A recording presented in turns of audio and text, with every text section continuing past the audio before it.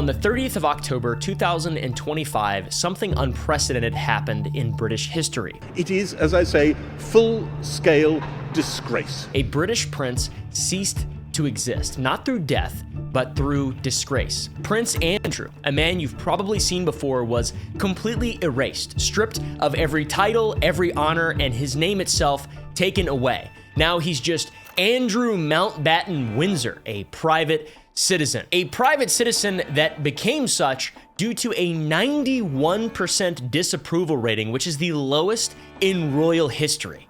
And the royal history, there's some of it's pretty low, so that is unbelievable. But of course, Prince Andrew is not the first in the royal family to have fallen, and if patterns hold, he will not be the last. And sometimes it feels good to watch the mighty fall.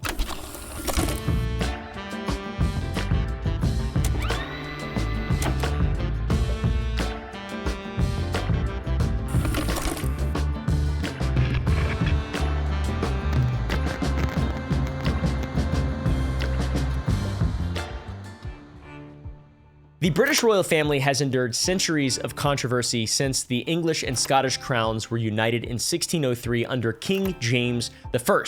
King Edward VIII abdicated the throne in 1936, vacating his titles, and now the former prince, Andrew Mountbatten Windsor, has had every association with his family stripped from him. So there's definitely a history of scandal and a lot to unpack there, but one of the most significant findings of all of this is that the scandals have not led to the monarchy's loss of power. That transformation from being something meaningful and executive to something meaningful occurred centuries earlier through constitutional evolution, but obviously the modern loss of legitimacy and public support, it's been caused by the scandals. Okay, guys, that's what's been happening recently with the crown. So the crown essentially shed all of its executive governmental authority between 1689 and 1911. And the modern scandals that the crown has faced have threatened something even more dangerous to the United Kingdom. That is the idea that the monarchy, which is meant to symbolize the stability, purity, and identity of the United Kingdom, is losing the faith of the people that justify its continued existence. God save the Queen! Hey, bud, how about no thanks? She died, I think. For the first time, 18 to 24-year-olds have expressed more support for an elected head of state at 42% compared to the monarchy, now at 41%, which is a shift from the 81% for the monarchy among the 65 and up demographic. So old people love the monarchy for some reason. I don't understand it.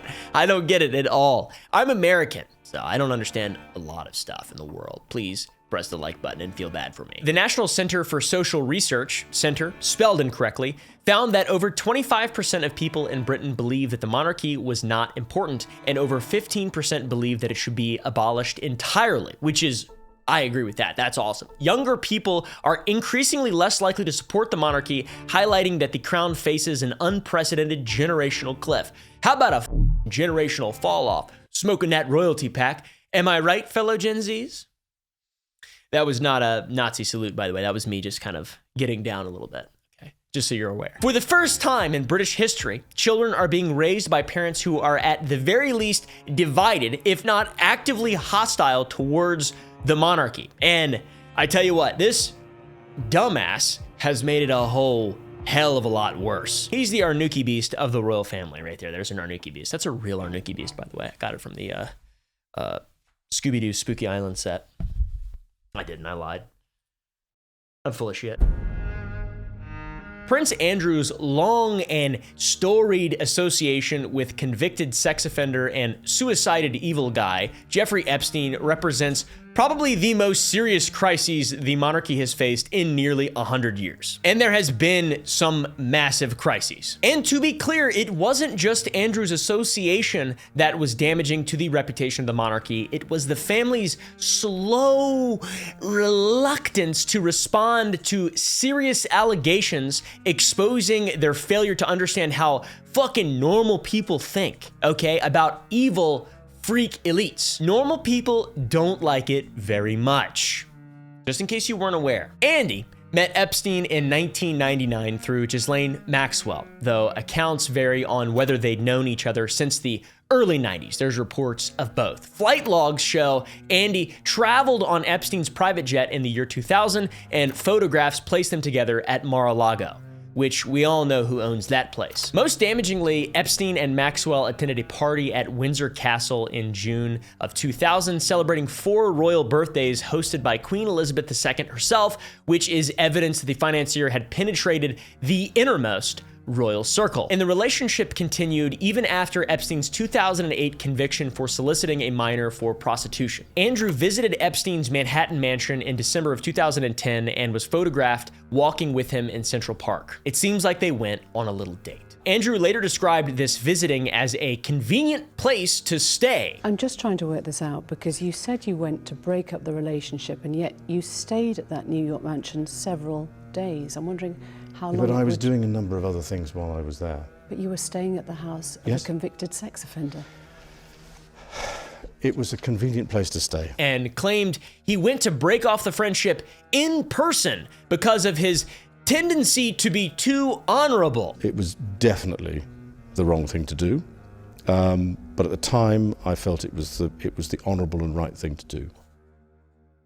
That is the most ironically, satirically royal thing I've ever heard in my entire life, guys. It wouldn't be honorable if I wouldn't break up the relationship with my amorphous, jelly, pedophile friend, Jeffrey Epstein, Jeffrey Financier. Hey, how about you don't do that, okay? From the perspective of a normal person, I would say if you're going to break off a friendship, why would you stay several nights and attend an Eyes Wide Shut themed dinner party to celebrate the release of Epstein? Like, that seems evil. That seems like an evil thing to do. That seems like something someone would choose if they're evil. His weird rationalization would come back to haunt him. The 2019 interview he did with BBC's News' Emily Maitlis was terribly received, doing more harm to his and his family's image than good. And Andrew's visit to Epstein and the disastrous subsequent BBC interview became so notorious that it was the focus of a TV miniseries starring Michael Sheen as Andrew and Ruth Wilson as Emily Maitlis. And to be clear, he wasn't just defending his relationship with Epstein, he was also defending against accusations that he'd participated in the same vile crimes that Jeffrey Epstein was found guilty of. An outspoken victim of Epstein, Virginia Giuffre, alleged in 2014 that Epstein and Maxwell trafficked her to Andrew 3 times when she was 17 years old. At Maxwell's London home in March 2001, at Epstein's Manhattan residence, and at Epstein's private Caribbean island. A photograph shows Andrew with his arm around Giuffre's waist with Maxwell visible in the background. Giuffre described Andrew as sweating profusely while dancing at London's Tramp nightclub before the alleged sexual encounter took place. So Andrew decided to speak with Emily on the BBC in an attempt to clear his name, but instead he destroyed his reputation through a combination of implausible alibis, tone-deaf statements, and a complete lack of empathy for the victims of Epstein, which at this point, it was really bad already. This is not something you're just like, blah, blah, blah, blah, blah, blah. It's very easy if you're not guilty to just look not guilty. And he just somehow couldn't do that. Probably because, comment below, or whatever. His defense included claiming he couldn't have been sweating profusely, as Giuffre alleged, because he had a peculiar medical condition from an overdose of adrenaline in the Falklands War that prevented him from sweating.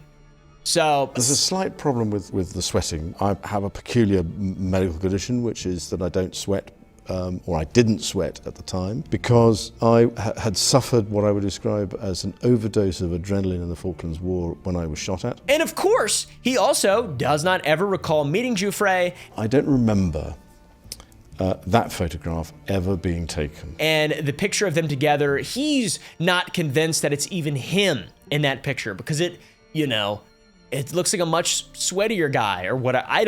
It's him. For sure. I mean, that is what I would describe as me in that picture. But we can't be certain as to whether or not that's my hand on her, whatever it is, left side. Another thing is that it was taken upstairs, and Andrew doesn't remember going upstairs. So I don't remember going upstairs in the house, because that photograph is taken upstairs. I don't know if you want to believe this guy.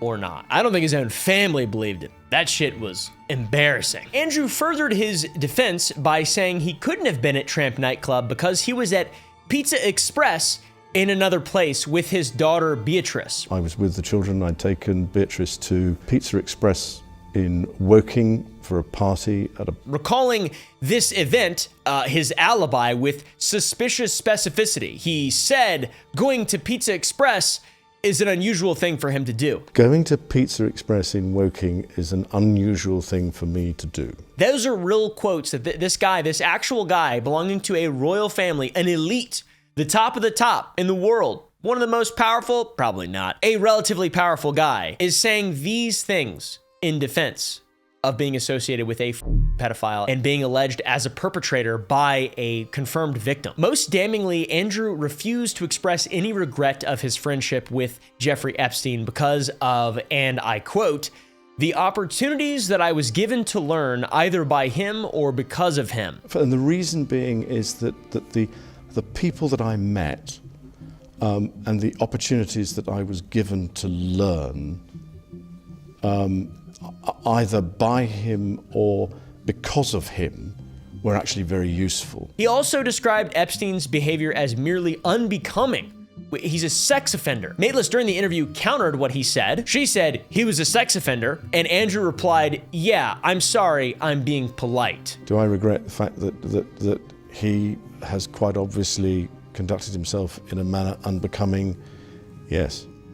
Unbecoming? He was a sex offender. Yeah, I'm sorry, I'm being polite, in the sense that he was a sex offender. So to Andrew, staying at a convicted sex offender's home in 2010 was the honorable and right thing to do to break off the friendship face to face, describing himself as too honorable during his PR nightmare of being questioned about his, it's just so dumb. It makes no sense, and you could never look more guilty than this idiot. The reaction to Andrew's interview was unequivocally and universally negative. The Guardian wrote of a grotesque mismatch between the Duke of York's language and demeanor and the gravity of the allegations. The interview was described as a car crash or nuclear explosion level bad and the worst royal PR crisis since the death of Princess Diana. So yes, it seems bad. And to be clear, the royal family is the furthest thing from a stranger to controversy. They've been through plenty of scandals. We'll get to that. All right. The iceberg is deep. Within 4 days, Andrew announced he was stepping back from his royal duties for the foreseeable future. In this statement, he says he continues to unequivocally regret his ill-judged association with Jeffrey Epstein, when in the interview from days before, he said he didn't regret it. He's so consistent. That's the thing about Andrew. He's the consistent one of the royal family. I can't stand these people. I can't watch them. I know a lot of people, they love the drama and all that shit. Something in me is like, I don't like kings and shit. I don't like it when people have two. I'm from Virginia, all right? You know, Sic Semper Tyrannis is on the flag and a woman with her tit out. There's a woman with her tit out and Sic Semper Tyrannis. It's in my blood, all right? We don't like the monarchy.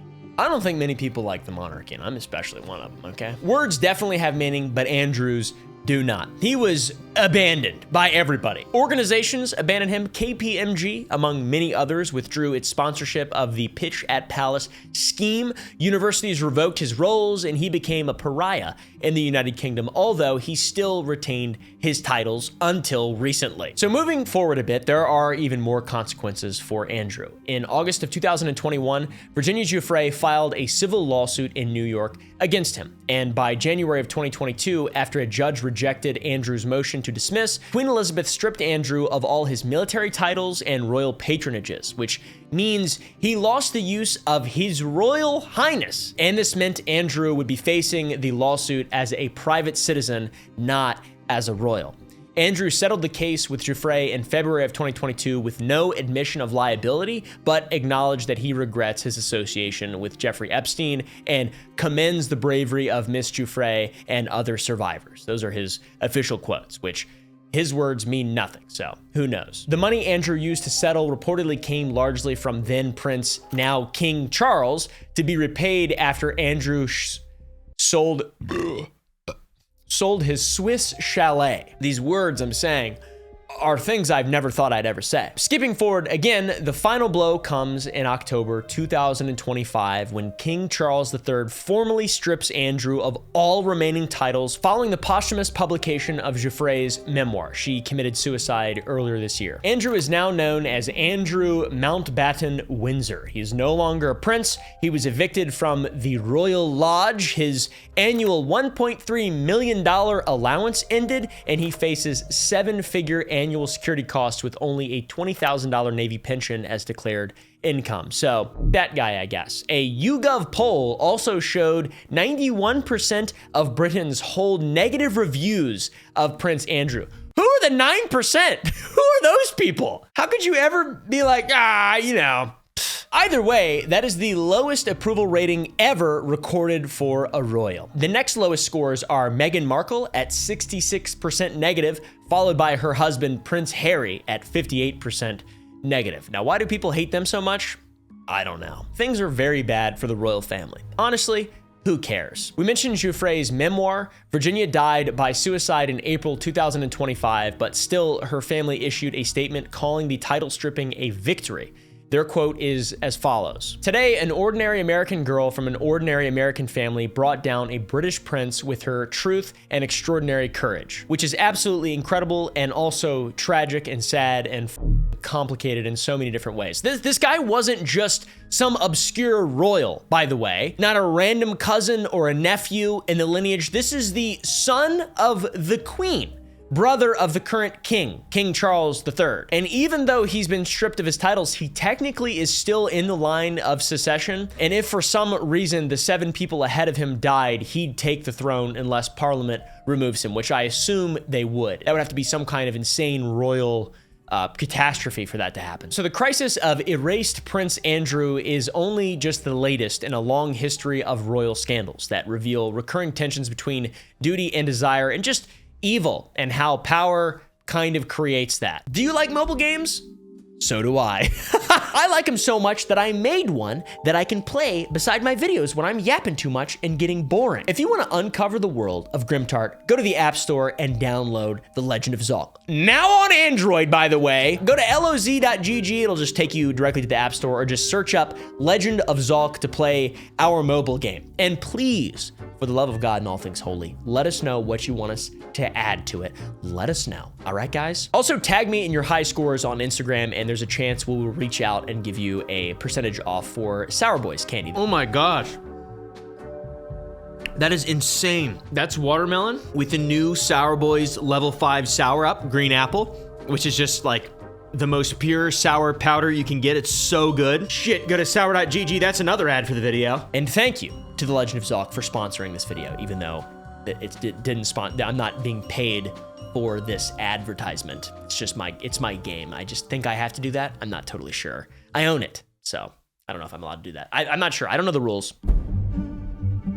It seems the blueprint for royal decline was truly established back in 1936 with King Edward VIII. This Edward had the shortest reign of any monarch since the Act of Union in 1707, when England and Scotland formally united to form the United Kingdom. With a reign of only 327 days, Edward's shockingly short rule ended when Edward chose love over duty. Edward had found love, but in a form that was controversial to the government, the church, and the public during the time. Wallis Simpson, a twice divorced American woman, was not viewed as a suitable match for a king, but the nature of how the relationship began was also controversial. The relationship between Edward and Wallis arose from an affair, as Wallis was still married to her husband when these things began, a fellow by the name of Ernest Simpson. It was a big deal at the time, but not the massive one that it would become, since the relationship had begun years earlier when Edward was only a prince. The family, of course, disapproved of the married mistress, but it wasn't like Edward was the king, so who cares? Then comes the death of King George V, Edward's father, and then Edward is now to be king. By the king, a proclamation declaring His Majesty's pleasure touching his royal coronation and the solemnity thereon. The affair between Edward and Wallis wasn't reported in the United Kingdom, but it was widely covered in American and European newspapers. And even when Wallis was to divorce Ernest to marry Edward, the match was still unthinkable for a king. As head of the church, it was forbidden to marry a divorced woman whose previous husband still lived. That's some biblical shit. Edward had even proposed a morganatic marriage in early December, often called a left-handed marriage, which is basically you get married to someone of a way lower status than you and they don't get anything. They don't get any rights, ranks, or property. But even this offer was rejected by the prime minister at the time. So the king was forced to choose between the crown and love, and he chose love. So rather than creating a constitutional crisis, on December the 11th, King Edward VIII broadcast a speech to the nation on the radio announcing his decision to vacate the throne. He shared his desire to be transparent and the weight of his decision. So Edward's brother, George VI, became king, and Edward lived in exile. So the new King George made the old King Edward the Duke of Windsor, though he and his new wife would live primarily in France and travel around Europe, including traveling to Nazi Germany in 1937, where he and his wife had been invited and honored, even meeting with Adolf Hitler. While in Germany, Wallis was treated like royalty, and she had never experienced that in the United Kingdom. And even though the trip had upset American and Jewish organizations, Edward still wrote to Hitler after the fact to thank him. He said, "To the Führer, the Duchess of Windsor and I would like to thank you sincerely. Our trip through Germany has made a great impression on us. Many thanks to you for the wonderful times that you have with us at the Obel Salzburg." So you might say, well, this isn't such a big deal. This is, pre-World War II. We're not really sure what's going on behind enemy lines, the Nazis. Maybe he's just schmoozing it up, and maybe Hitler really likes him. He's treating him really nice, and they're all just kind of, doing their weird shit over there in Germany or whatever. But Edward and his wife's relationship with the Nazi regime would continue, eventually even seemingly implicating Edward as a traitor. Officially, Edward accepted a position as a liaison officer with the French following the outbreak of World War II, given his residence in the country, but still, his friendly history with Hitler and his regime was not forgotten. When France fell to Germany in 1940, Edward and his wife fled to Spain, which was then Portugal, though it was the Nazis who arranged safe passage for Edward and Wallis from their residence to Spain and then Portugal. While in Portugal, they visited and stayed at the mansion of Ricardo Espirito Santo, a banker who allegedly dealt in stolen goods and acted as a banker to the Nazis. I don't know why I said allegedly. He's probably not gonna sue me, I don't think. He's dead, I'm sure. They had at least 12 servants attending to them in their suite before Winston Churchill appointed him governor of the Bahamas in an effort to distance him from Europe and the Nazis. He was just kind of great friends with them, it seemed. The reasoning behind this, and it makes total sense, is that the Nazis had wanted Edward, the former king of the United Kingdom, to join their cause and cut all ties with the royal family, speak out against Churchill, and so on and so forth. And then, if the Germans won World War II, they would install him as the king of the United Kingdom if it had ever been subjugated. But some high-level vassal stuff. The official report is that Edward and Wallis had narrowly escaped a Nazi SS team that was sent to seize them before they set sail from Lisbon to go do that shit in the Bahamas. And many theorize that Edward would have been quite willing to accomplish the Nazis in British rule, which it makes sense. I mean, he got shit on massively by Parliament, the people of Britain, and so on and so forth. And historians that support this theory point to several pieces of evidence that point towards a more secretive alliance between the exiled former king and those who had welcomed him as the royalty he had been in Nazi Germany. In 1939, only months before the war broke out, he made a public address that the BBC had refused to broadcast, in which he urged the British to do everything in their power to come to terms with Nazi Germany. So if you follow that with his supposedly Nazi-arranged safe passage to Spain, then Portugal, where he stayed with the Nazi banker, the pattern starts to really take shape and it starts to make sense. But what is seen as quite damning is the discovery of the Marburg Files. The Marburg Files were Nazi correspondence captured by American soldiers, which were reviewed at Marburg Castle. And 60 pages of the files contained information and communications between the Duke of York, Edward, and the Nazis. One such page was a top secret cable from the German ambassador in Lisbon, where Edward and his wife had been staying with the banker who had Nazi connections to Berlin, which stated, "The Duke of Windsor is convinced that if he had remained on the throne, war would have been avoided, and he characterizes himself as a firm supporter of a peaceful arrangement with Germany. The Duke definitely believes that continued severe bombing would make England ready for peace. So not only does Edward state that had he been on the throne, the two nations would not be at war, he basically says, keep bombing the shit out of them and then they will surrender. That's crazy. Those are his people, by the way. And in mid-September 1940, German Luftwaffe pilots bombed Buckingham Palace. Also part of the files were details surrounding Operation Willy, which was the Nazi scheme to kidnap and install Edward as the puppet king in Britain, since he'd been a favorable ally, especially when compared to George VI, his dastardly brother, who hated the Nazis or whatever. This seems to reveal that Edward was so bitter about his essentially forced removal from the throne to be with the woman that he loved that he was willing to throw his lot in with Nazi Germany if it could potentially see him reinstated as king. But maybe he changed his mind. I have no idea, guys. It's funny because this one starts off as like, oh, it's love. You know, he's putting love in front of his duty as a British guy or whatever the and like, that's kind of interesting. It's kind of Disney movie-esque. But then a few years goes by and it's like, oh, he's kind of a Nazi though. So yeah, you know, there's a lot of dead British people because of him. So for a decade after the war ended, the story was buried thanks to collusion between British and American governments. But these files were published in 1957 and subsequently denied by Edward. He called them complete fabrications, and the Queen's office put out an official statement. The statement was, the Duke was subjected to heavy pressure from many quarters to stay in Europe, where Germans hoped that he would exert influence against the policy of His Majesty's government. His Royal Highness never wavered in his loyalty to the British cause. The German records are necessarily a much tainted source. The only firm evidence which they provide is of what the Germans were trying to do in the matter and of how completely they failed to do it. So all that being said, Edward resigned from his post in 1945 after the war ended and never took up residence in the UK again. In fact, Edward and his wife were never formally invited by the royal family to any official public ceremony all the way until 1967 during the unveiling of a plaque dedicated to Queen Mary, Edward's mother. So this scandal, if you could call it that, stemmed from a relationship that the crown deemed inappropriate. Many of these scandals stem from relationships that are deemed inappropriate.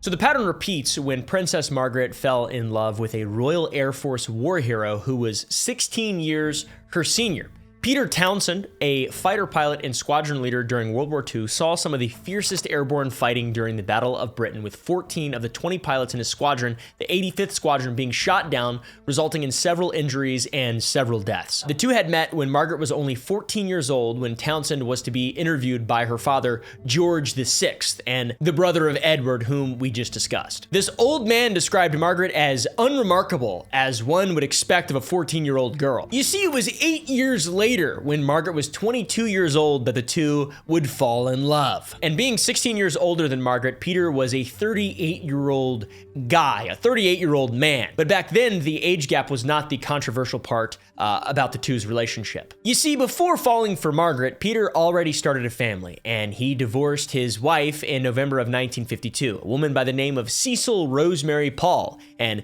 Cecil and Peter had 2 sons together. And similar to the situation between Edward and Wallace, Peter's divorce made him an unsuitable match for the princess. Their relationship had become public after Margaret was seen flicking a piece of lint or fluff or whatever the from Townsend's uniform during the coronation of her sister, Queen Elizabeth II. And during this time, divorce remained heavily stigmatized, and the shadow of Edward VIII's abdication loomed large for the British royalty. Margaret could marry Peter, but it would mean following in the footsteps of her former king, Edward, and renouncing her titles, thereby removing herself and her future children from the line of succession. But unlike Edward, Margaret chose duty, and after 2 years, she stated in 1955 that she was ending the relationship with old Pete. She said publicly, "I would like to have it be known that I have decided not to marry Group Captain Peter Townsend. I have been aware that, subject to my renouncing my rights of succession, it might have been possible for me to contract a civil marriage. But mindful of the church's teaching that Christian marriage is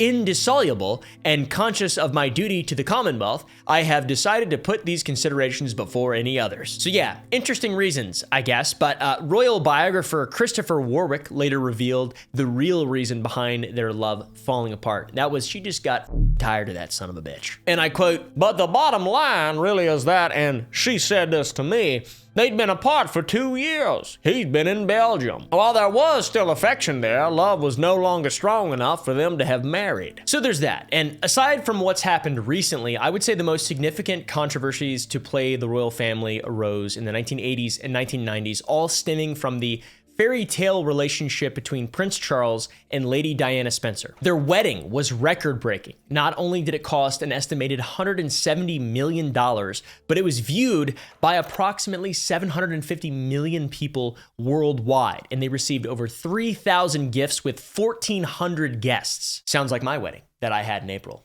with my beautiful wife, who's my version of Princess Diana. But I'm nothing like Charles.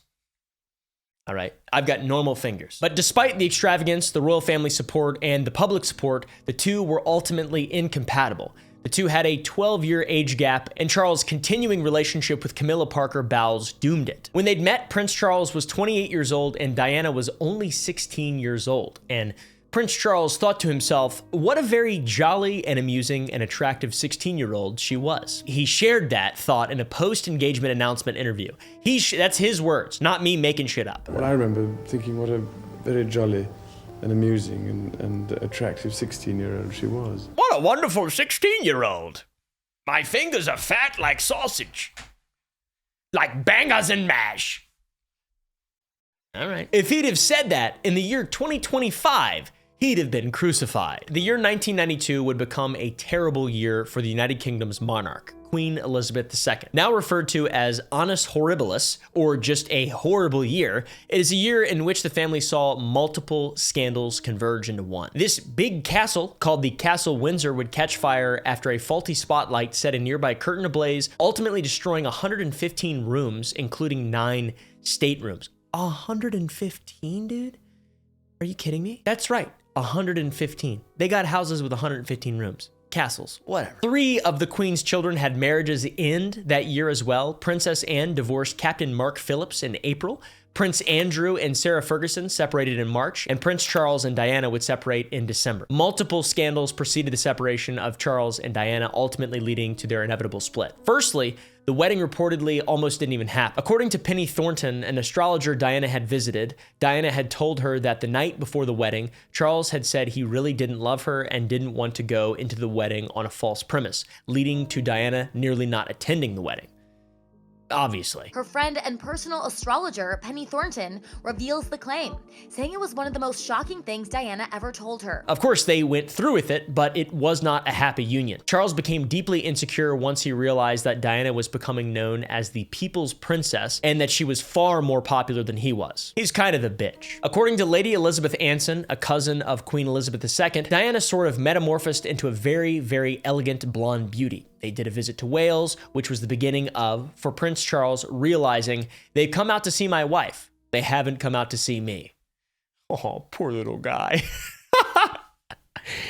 Imagine living in the shadow of your wife. But here's where things get epic. Both began having affairs. Charles with his ex Camilla Bowles, and Diana supposedly had a 5-year relationship with her riding instructor, cavalry officer Captain James Hewitt, who suspiciously bears a striking resemblance to her son, Prince Harry. And I'm gonna be honest with you guys, I'm full in on that conspiracy theory. Diana even reportedly confronted Camilla at a party hosted by a mutual friend, but still, everything came to a head when the long-suspected rocky marriage drama went public in 1992, exacerbating the Annus Horribilis. In June of 1992, a book written by author Andrew Morton was published titled Diana, Her True Story. It revealed that, with Diana's secret cooperation, that she struggled with bulimia, attempted suicide several times, and detailed the affair between Charles and Camilla, as well as her deep unhappiness. It sold millions of copies and decisively shifted public opinion in favor of her. She was the ordinary girl who had been brought into the royal family just to be discarded for the prince's ex-girlfriend. It was even later adapted into a TV movie. And in August of 1992, just 2 months after this, Squidgygate exposed a phone call between Diana and actor James Gilby, who called her Squidgy, meaning soft and easily squashed. Diana complained about the family, expressed pregnancy concerns, and confirmed she was having an affair with Gilby. It's so wonderful, isn't it? The feeling. Do you like it? I love it. I love it. It is absolutely wonderful. It's years. I feel about 21 again. The tapes were given to the Sun, and a phone line was set up where you could call and pay to listen. And over 120,000 callers paid to hear the tape. This is pre-internet. This is like a YouTube drama in 1992. You can get people to pay to do that shit? That's crazy. When the tapes leaked, according to Ken Worf, the princess's former bodyguard, the queen was so upset that she personally ordered MI5 to conduct an internal investigation into the bugging of Princess Diana. That MI5 is their version of the CIA, by the way. And concerns of the surveillance of the royal family would only deepen that November of 1992 following Camillagate.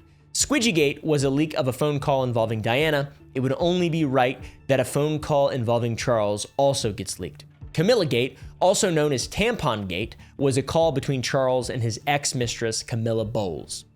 The transcript of the 1989 call exposed the affair in shocking detail, as the way they spoke to each other would in no way have happened if they'd known the call was being monitored. It's really weird that this is a thing that's just publicly available, and I feel kind of bad reading it, but I'm going to anyways. Here are some brief excerpts from the call. Camilla, you're awfully good feeling your way along. Charles, oh stop. I want to feel my way along you, all over you, and up and down you, and in and out.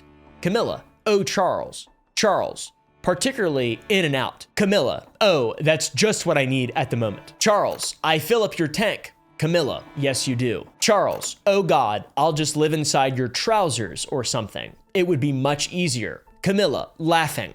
What are you going to turn into? A pair of knickers? Charles and Camilla reportedly were made aware of the tape recording, though never believed it would see the light of day. And that changed on November 13th, 1992, when the scandal went live. It definitively confirmed Charles' adultery and devastated his reputation. It raised red flags about the dignity of Charles and the royal family as a whole, and this was the family that was supposed to be the shining example of honor and duty to the people of the United Kingdom, whatever the symbolism nonsense. You see, it's kind of unclear to me, but the monarch for the United Kingdom is the head of the church.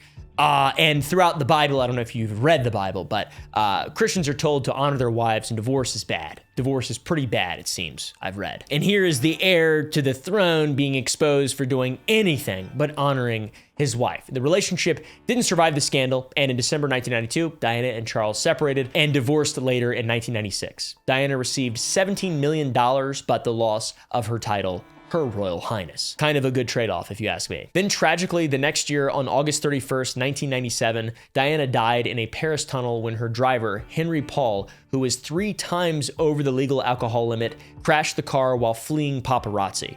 She was only 36 years old, and while the country mourned the death of the people's princess, the royal family just remained coldly silent. The royal family had been staying at Balmoral Castle in Scotland when Diana died in the accident. Her sons were staying there as well. And the majority of the family chose to stay at Balmoral rather than return to London, which sparked public backlash. The perceived coldness towards the people's princess threatened the monarchy's standing as people demanded the queen show us you care. It was an entire movement. It was only when Queen Elizabeth returned to London and made a televised address praising Diana that public outrage began to subside. I admired and respected her for her energy and commitment to others, and especially for her devotion to her 2 boys. An estimated 2.5 billion people worldwide tuned in to watch the funeral held for Diana. The tragedy forced the monarchy to modernize and show more emotion publicly because of television and people wanting to tune in. 2.5 billion people, by the way, is almost half of the world's population in 1997.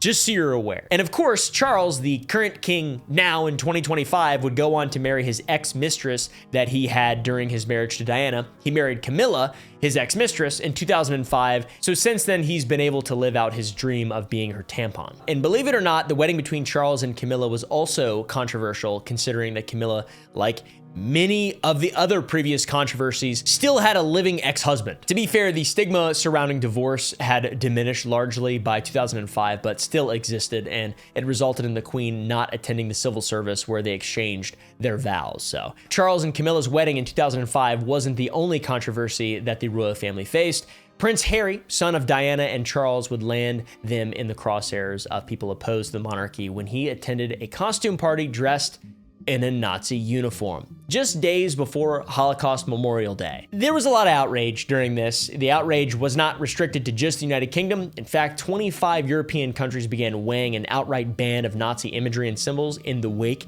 of the scandal. To be fair, I don't think he was following in the footsteps of his great-granduncle Edward with this choice. It was just a stupid decision. I mean, it is pretty dumb to be like a royal, and wear that. It's kind of dumb to do that in anyways, but like to be a royal and do it is especially dumb. So he apologized profusely, and there are actually a few similarities between him, his situation, his whole Nazi thing, and his granduncle. Him and his granduncle both married American women. They both eventually renounced their titles, and maybe they're both Nazis. I'm not totally sure. On January 8th, 2020, Harry and Meghan Markle, which is Harry's American bride, announced via Instagram their intention to step back as senior members of the royal family. They did so without consulting the Queen, Charles, or William. The announcement came as a complete surprise to the family and sparked intense media coverage. The Sandringham Summit followed this on January 13th, where the royal family met to discuss the decision made by Harry and Meghan. The ultimate decision was that Harry and Meghan would not use the titles Royal Highness and would not represent the Queen officially, and would repay $2.4 million in taxpayer money spent on Frogmore Cottage renovations. That shit is so funny to me. Are you? It's funny to Frankie too. The taxpayer money is spent on their shit. Are you kidding me? Why does that exist? And their March 2021 Oprah Winfrey interview resulted in even more controversy for the family when it was revealed that a senior royal had questioned what color skin Archie, the son of Harry and Meghan, would have. And also concerns and conversations about how dark his skin might be when he's born. What? It implicated racial discrimination from the family, though Harry's brother, Prince William, responded by saying, "We're very much not a racist family, so I believe him." And can you just let me know, is the royal family a racist family, sir? No, we're very much not a racist family. Harry's January 2023 memoir, Spare, became the fastest-selling non-fiction book since UK book record-keeping began, revealing details of a physical altercation with William and criticism of Camilla as dangerous and drug use admissions. So they seem to be at odds, to be honest. The relationship between Harry and the rest of the family is completely fractured, and their popularity in the UK has plummeted. They're like American. They're Yankees, basically, at this point. There is a noticeable trend that we have seen here. Each generation of royals since record-keeping began, not really, they all repeat the same story. Forbidden love, public scandal, desperate insistence that they still matter. We're the royals, please, we'll pay back the taxpayer money. Willingly, I guess. From everything we've talked about, the royal family seems less and less like a virtuous symbol of purity or a powerful family, and more like a big joke. It's supposed to harken back to the glorious days of the British Empire at its peak, but to me and many others, it's like a privileged snob keeping up with the Kardashians, but somehow even more cringe reality show. But they're not the Kardashians. Their houses are built with taxpayer money. So there's a critical question that we have to ask. What the does the royal family actually do? On paper, the monarch performs several constitutional functions, but they are purely procedural. Before a bill becomes a law, it must receive a royal assent. It's the monarch's way of signing off on the bill, showing that they stand with the decisions made by the parliamentary body, which is good. At least there's a parliamentary body. The monarch has the right to refuse royal assent, but the last time that happened was before the American Revolution. In fact, most people that were alive when this happened, when Queen Anne refused to grant royal assent to the Scottish Militia Bill in 1708, they were probably dead by the time America declared its independence. That's over 300 years since the last time the royal family exercised one of its powers, or actually stopped something, or tried to. The monarch has no discretion to refuse a bill that Parliament wishes to pass. In 1910, Prime Minister Herbert Asquith described the monarch's ability to veto legislation as literally as dead as Queen Anne, which is a really funny way to put that it doesn't exist. The monarch is also responsible for formally appointing prime ministers, and that said, they must appoint whoever can command confidence in the House of Commons. So essentially, this piece of Parliament supports one member for PM, the leader of the majority part, then the monarch must appoint them. So it's more formality bullshit. So what powers do they have? It seems like both of the things I've mentioned are not actually powers. They're just formalities. Well, the monarch can prorogue or suspend or dissolve Parliament, but it's not like I don't wish for this to be a democracy anymore, so I'm getting rid of Parliament. I'm the king now. For real this time. A quick crash course in UK government functioning from an American who is currently in the midst of our very own prorogue government shutdown. America separates its powers from the different branches, the lobbying branch, the corporate branch, and then the other ones. These branches all operate independently of each other and they ensure checks and balances, hypothetically speaking. Britain mixes all of this. The prime minister comes from the parliament and can be removed by it. Where the United States government becomes a tug of war between its branches, the British government behaves more like a chain of command.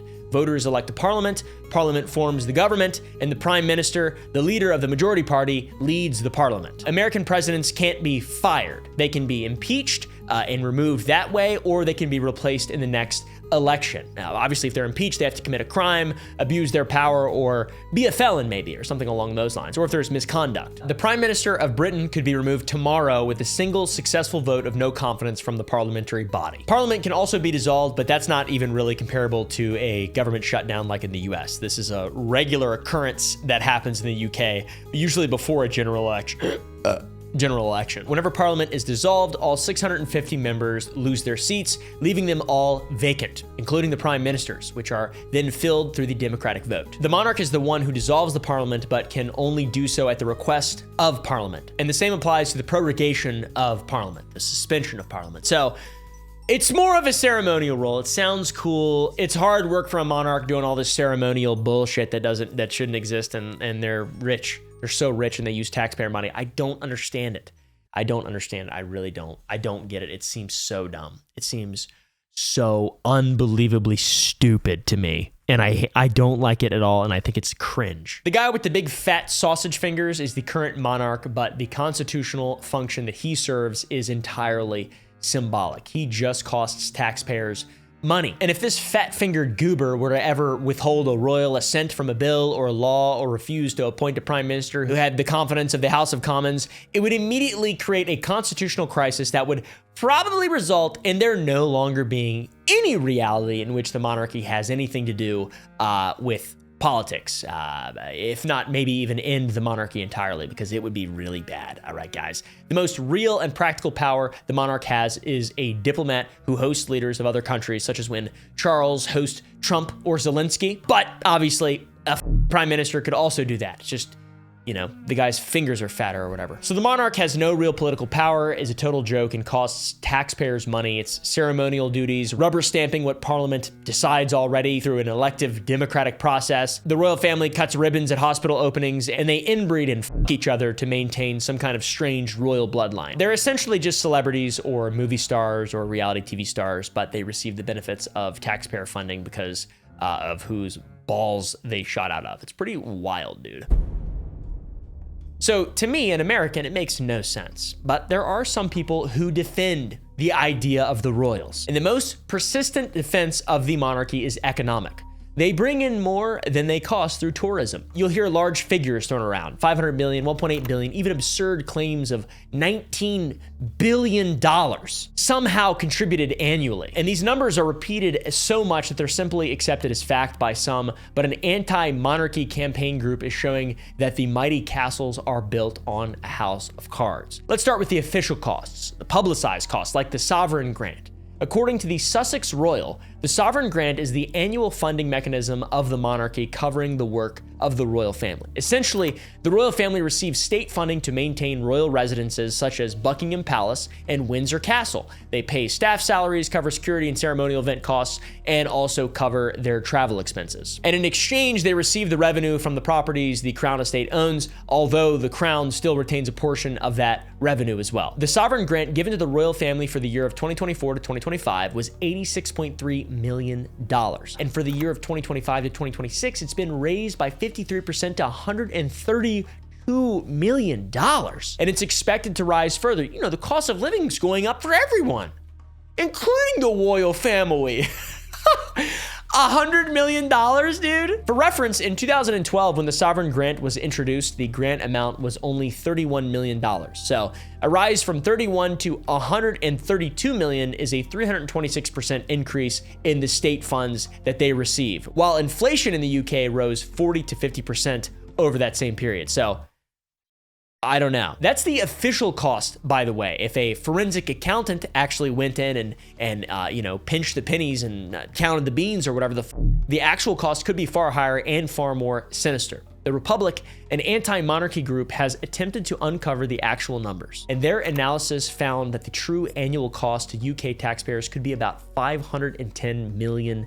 That number comes from the security costs for 24 homes, profits from the duchies of Lancaster and Cornwall, which should be public revenue, costs to local councils, transportation costs from routine use of helicopters, private jets, Royal Air Force jets, unpaid taxes, and lost opportunity costs, since many of the properties could generate far more revenue if they were fully open to the public. Plus, all the ceremonies are state funded. The coronation of King Charles III alone cost $72 million. 21 million of that was just for police security. Remember, Prince Harry and Meghan spent $2.4 million in taxpayer money on Frogmore Cottage renovations, which they only agreed to pay back after they wanted to be Americans, I guess. Then there's Prince William and Kate Middleton's wedding, $34 million, with $33 million of that being the estimated cost for security. It's the same thing with Prince Harry and Meghan Markle and their wedding. $43 million of their $45 million wedding was like snipers and police and shit, drones and bombs. Now for the tourism claims, the frequently cited £500 million figure from Visit Britain. The Republic filed a Freedom of Information request and discovered Visit Britain's own research department told their press office they had no evidence the economy would benefit from royal events. That 500 million figure is also highly deceptive. It's the product of adding up the revenues from all ticketed attractions that have ever had a remote connection to the royal family over the fucking centuries. That includes the Tower of London, where the royals haven't lived for centuries. Hampton Court Palace, also vacant for centuries. And other historic sites that would exist with or without a living monarchy that costs tens of millions of dollars to the taxpayers of Britain. Even if that $500 million figure were legitimate, it would still be insignificant, especially if the estimated cost of maintaining the royal family is even close to being accurate. It seems like bullshit. The tourism industry in the UK earned $127 billion in 2019, with $20 billion being from heritage tourism. That means that the royal family's contribution, even if it were that inflated $500 million number, it would still only be 0.3 of the total tourism industry, or 2% of the heritage tourism, and 0.01% of the total economy. Embarrassing! And now I'm about to shout out the French, which is even more embarrassing for me. But the French comparison is devastating. The Palace of Versailles, located in a republic without a reigning monarch, attracted 8.4 million visitors in 2023. That is 3 times more than all UK royal palaces combined, which managed just 2.75 million visitors in 2023 to 2024. Buckingham Palace, still occupied and therefore only open about 12 weeks per year, received just 646,000 visitors in 2024. Windsor Castle, the most popular royal residence, doesn't even crack the top 20 on the UK's most visited attractions list. Those stones out there get more people than big old rocks. Hate to break it to you fools, but the tourists aren't coming to see the royals. They're coming to see the historic beauty and the buildings that are there. And all of that would still exist if the monarchy were gone. Graham Smith, the chief executive for Republic, the anti-monarchy group we've been talking about, believes that the rising anti-establishment mindset with younger generations will ultimately spearhead the undoing of the monarchy. And we will continue to see support for figures like this fall over time, which, you know, that support will go to YouTubers and influencers online who are the modern monarchy. All right, guys, we need your support. Now I need taxpayer money. Just kidding. It is just entertainment, and it has been for a very long time. As an American, I feel like the monarchy would just be better off gone. All right, guys, I don't really give a fuck about it. You know, I don't think it does any good. Seems like they're all a bunch of scandalous deviants. Seems like they're all pieces of shit. To be honest with you, not a single awesome thing have I seen any of them do. They all cheat on each other. So, you know, why? We have a goofy ass government here in America, but at least we can, you know, tar and feather them. We can't. We can't yet. Anyways, thank you guys for watching. If you enjoyed, press the like button down below. Go to the Gump Club to get behind the scenes footage. We're gonna start posting on my other channels. I got some good plan. Been working on stuff behind the scenes, all right, guys? Go to loz.gg to play the Legend of Zolk video game. Go to sour.gg to buy some candy. I have a candy company. We make 4 new flavors every single month. So thank you guys for watching. I appreciate it, and I'll see you in the next one.